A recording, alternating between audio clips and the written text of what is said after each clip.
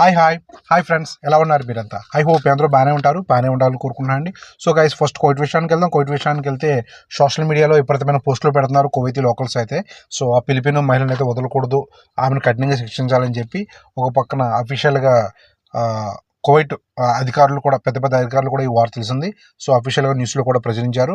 Next కువైతీ Philippines embassy అయితే ఆమెకైతే లా support చేస్తామని చెప్పి ఎంబాసీ వాళ్ళు కూడా ఇటు కువైట్కి, ఇటు ఆ మహిళకి న్యాయపరంగా సపోర్ట్ చేస్తామని చెప్పి కూడా వాళ్ళు కూడా ముందుకు వచ్చారు.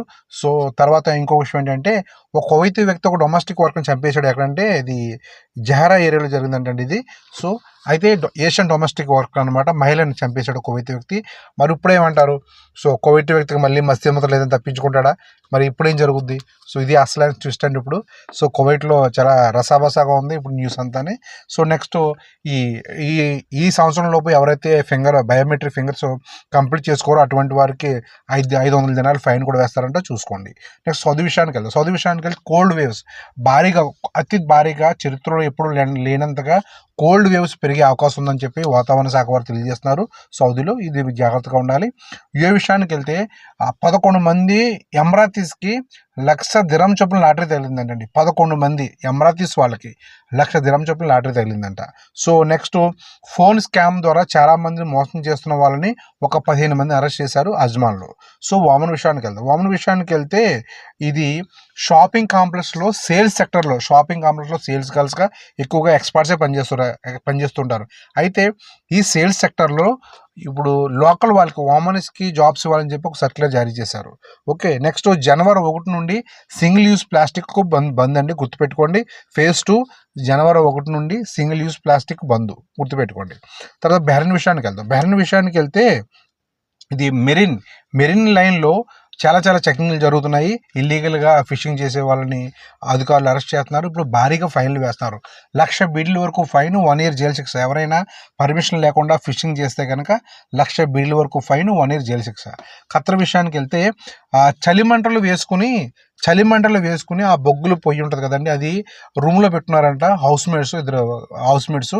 ఒక ఆమె కడప ఆమె, తెలుగు ఆమె, ఒక ఆమె ఇథోపియా ఆమె. ఆ సఫరికేషన్ ఎక్కువైపోయి చనిపోయారంటండి వాళ్ళు. సో బొగ్గులు అయితే చలి కోసం మంట వేసుకుంటారు, మంటలు కట్టెలు పోయి అనమాట. తర్వాత ఖత్తర్లో న్యూ ఇయర్కి చాలా గ్రాండ్గా వెల్కమ్ పలుకుతారంట, ఫైర్ వర్క్స్తో, క్రాకర్స్తో. సో అక్కడ ఉన్న వాళ్ళందరూ న్యూ ఇయర్కి మీరందరూ ఎంజాయ్ చేస్తారు. సో భారీగా ఫైర్ వర్క్స్ ఉంటాయి ఖత్తర్లో. తర్వాత ఖత్తర్ సెంట్రల్ బ్యాంక్ వారు జనవరి 2 తారీఖుల్లో సెలవులు ప్రకటించారు ఖత్తర్ సెంట్రల్ బ్యాంక్ వారు. సో ఇంకో విషయం ఏంటంటే, 15వ తారీఖున కువైట్ నుంచి కొంతమంది మిత్రులు వచ్చారండి, ఇండియాకి వచ్చారు. హైదరాబాద్ ఎయిర్పోర్ట్లో దిగారనమాట వాళ్ళు. అదేంటంటే వేరే ఒక అతను తన దగ్గర బ్యాగులు ఎక్కువ ఉన్నాయని చెప్పి ఫ్లైట్లో పరిచయమైన వాళ్ళకి ఇచ్చాడంట బ్యాగులు. సో వాళ్ళేమో ఎయిర్పోర్ట్లో దిగిన తర్వాత వాళ్ళు మళ్ళీ తను కనపడలేదు, మిస్ అయిపోయారంటండి. సో అయితే వాళ్ళు పొరపాటున మిస్ అయిపోయి అతను దొరకలేదు. మొత్తం ఏం జరిగింది, ఇది అతని కువైట్ ఫోన్ నెంబర్ అనమాట.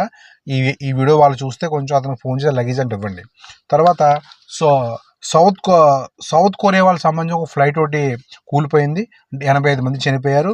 నెక్స్ట్ మొన్న అజర్బైజాన్ చెందిన ఒక ఫ్లైట్ కూలిపోయింది చెప్పుకున్నాం కదండి, అందులోకి 25 మంది చనిపోయారు.